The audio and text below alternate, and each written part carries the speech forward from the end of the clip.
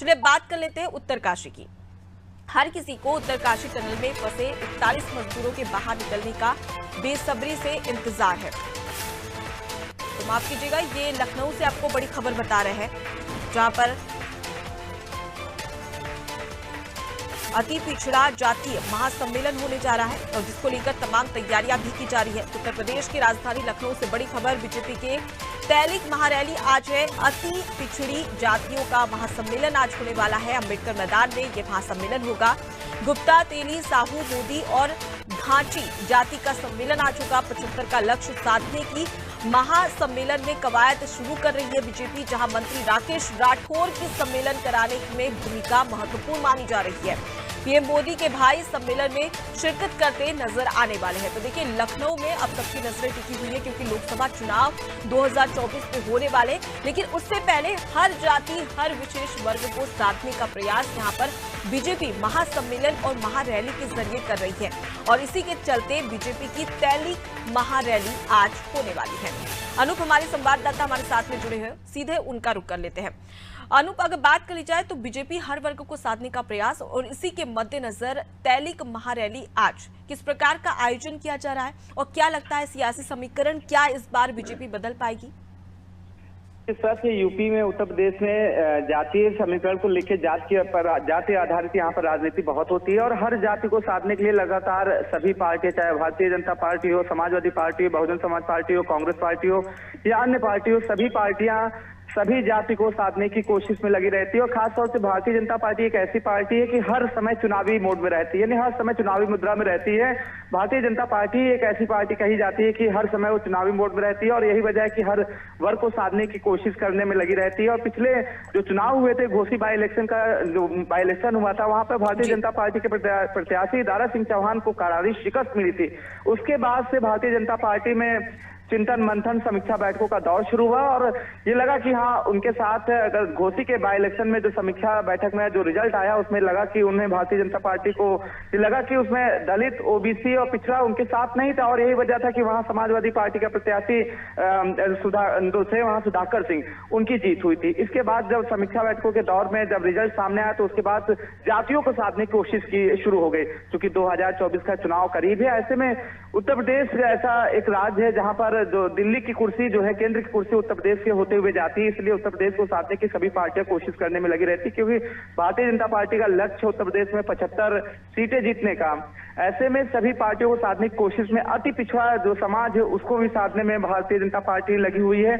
और इसी कड़ी में आज लखनऊ के रमाबाई अंबेडकर मैदान में एक महारैली हो रही है। रैली का नाम दिया गया है तैलिक महासम्मेलन। इसमें साहू, गुप्ता, मोदी, घाटी ऐसे तमाम जाति के लोग शामिल होंगे और ये अति पिछड़े समाज के लोग हैं।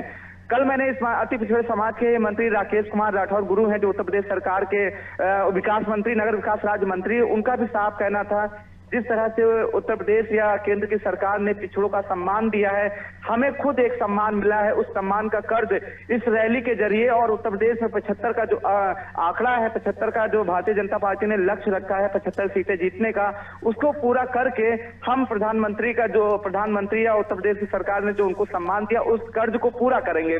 तो कुल मिला के जो निष्कर्ष है इस रैली का, पिछड़ों को साधने की कोशिश की गई है और जो पिछड़े समाज के लोग यहाँ पे आएंगे, साहू, घाटी, तेली, मोदी समाज के लोग, उनको बताया जाएगा कि उत्तर प्रदेश की डबल इंजन सरकार ने, यानी केंद्र की उत्तर प्रदेश की सरकार ने अति पिछड़े समाज के लिए कितना काम किया है और आने वाले समय में कितना काम करेंगे, इसको लेकर समाज के लोगों को यहाँ पर जनसभा संबोधित की जाएगी। पिछड़ा वर्ग के जो राष्ट्रीय महामंत्री हैं, संगम लाल गुप्ता प्रतापगढ़ के सांसद भी हैं, वो भी इसमें शामिल होंगे। इसके अलावा तमाम जो अति पिछड़े समाज के नेता हैं, मंत्री हैं, वो इस रैली में शामिल होंगे और अपने समाज के लोगों को बताएंगे कि यूपी की और केंद्र की सरकार ने कितना अति पिछड़ों के लिए किया है और आने वाले समय में उनकी क्या पिछड़ों को लेकर क्या योजना है, वहां पर उस चीजों का बखान भी करेंगे। जी, लेकिन अनूप, जैसा कि आपने जिक्र किया, घोसी विधानसभा सीट पर जब हाल ही में उपचुनाव हुए थे तो यहाँ पर इंडिया गठबंधन का असर देखने को मिला था।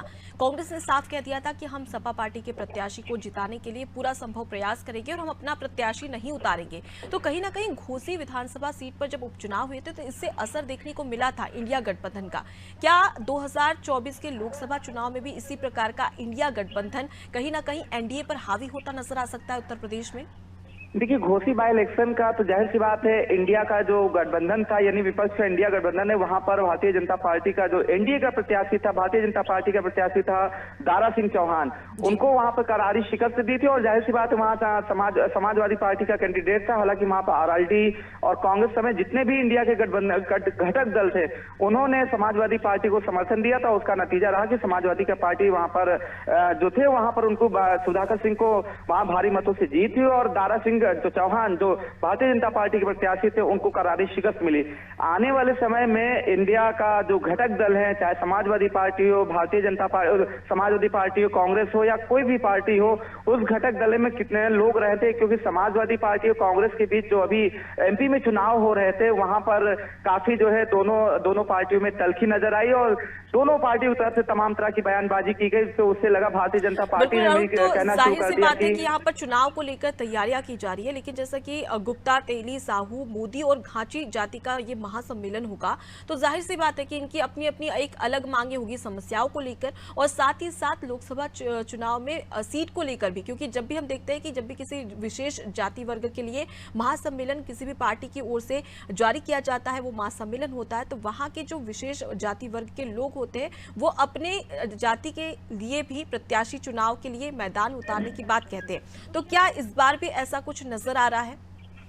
देखिए, ये भागीदारी सम्मेलन कहा जाएगा। जैसा कि कल जो इस रैली को कराने में जिसकी महत्वपूर्ण भूमिका है, राकेश कुमार राठौर गुरु, जो पिछड़े ही समाज के आते हैं, वो उत्तर प्रदेश सरकार के मंत्री भी हैं, उनका साफ कहना था कि ये भागीदारी सम्मेलन है। वो अपने समाज के लोगों को बताएंगे, क्योंकि उन समाज के लोग जो है आर्थिक तौर से, आर्थिक रूप से तो मजबूत हैं, लेकिन उनकी राजनीति में कोई पैठ नहीं है। तो उस समाज को जागरूक करने के लिए ये रैली का आयोजन किया जा रहा है कि ताकि समाज में जितने लोग आएंगे उनकी भागीदारी बढ़ेगी। तो जाहिर सी बात है, भागीदारी बढ़ेगी तो उनकी राजनीति में भी उनकी संख्या बढ़ेगी। इस चीज को लेकर ही, इस बात को लेकर ही ये महारैली की जा रही है। इसमें सीधा सा जो मतलब है, जैसा कि कल राकेश कुमार राठौर गुरु ने बताया था कि ये भागीदारी सम्मेलन है।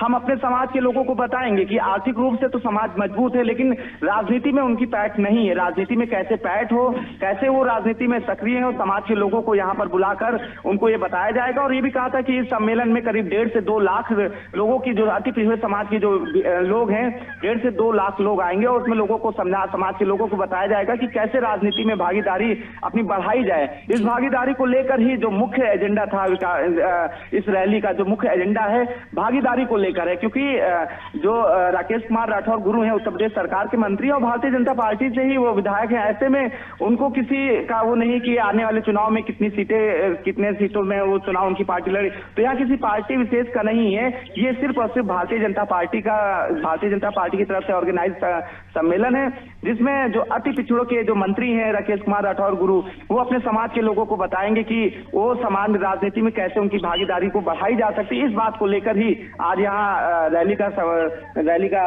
आयोजन किया गया, जिसमें मंत्री और तमाम अति पिछड़े जो नेता हैं, सांसद हैं, वो अपने समाज के लोगों को जागरूक करने का काम करेंगे। जी, तो 75 का लक्ष्य साधने के लिए अब महासम्मेलन बीजेपी की ओर से किया जा रहा है कि महासम्मेलन का असर चुनाव में कितना नजर डालता है, असर डालता है, ये देखने वाली बात है। मैं लौटूंगी आपके पास, तो आगे भी आपको बड़ी खबर पर अपडेट लेंगे। देखिए, बीजेपी की तैलिक महारैली आज होने जा रही है और अति पिछड़ी जातियों का महासम्मेलन आज होगा, यानी कि विशेष जाति वर्ग को साधने का प्रयास यहाँ पर बीजेपी की ओर से किया जा रहा है। हाल ही में हमने पिछले दिनों भी देखा कि किस प्रकार से अलग अलग जाति वर्ग को साधने का प्रयास महासम्मेलन के जरिए बीजेपी की ओर से किया जा रहा है। एक बार फिर से आज ये महासम्मेलन और महारैली होने जा रही है, इसका कितना असर 2024 पर पड़ता है, ये देखने वाली बात है।